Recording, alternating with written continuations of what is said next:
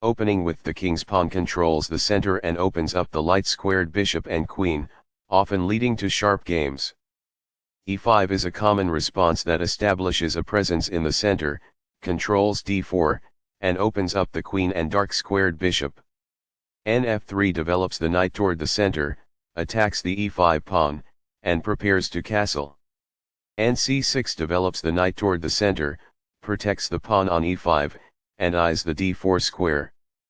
The three knights opening begins with nc3, which controls the d5 square and supports the e4 pawn. Nf6 develops the knight, attacks the e4 pawn, and controls the d5 square. d4 takes space in the center, attacks the e5 pawn and allows the dark-squared bishop to develop. Nxd4 captures the d4 pawn and opens up the center. Nxd4 captures the d4 pawn and places the knight in the center. Bb4 develops the bishop and pins the knight on c3 to the king. Nxc6 captures a knight and forces black to double their c-pawns. Bxc6 captures the knight, controls the d5 square and opens up the b-file. Bd3 develops the bishop toward the center, defends the e4 pawn and prepares castling. d5 takes space in the center, attacks the e4 pawn and controls the c4 square. Nxd5 captures the d5 pawn, opens up the diagonal for the light-squared bishop and attacks the c6 pawn. Cxd5 recaptures the pawn, undoubles black c-pawns and controls the e4 square. Castling gets the king out of the center and activates the rook.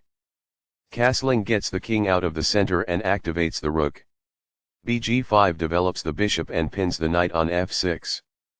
c6 supports the d5 pawn and allows the queen to develop on the queen side. Qf3 develops the queen to an aggressive square where it attacks the pinned knight on f6. The opposing bishop is kicked by a pawn, and must now move or be captured. This maintains the balance in material with a good trade. This is an equal trade. This forces doubled pawns in front of the opponent's king, decreasing its safety and harming the pawn structure. Takes back. This moves the bishop to a better location, allowing it to control more squares. It is the last book move. This allows the knight to control more squares. It is best. This kicks an opposing knight. It is best. This forks multiple pieces. It is best. This ignores an opportunity to pin a pawn. It is an inaccuracy. Balanced, neither player ever had an advantage. That game was pretty competitive.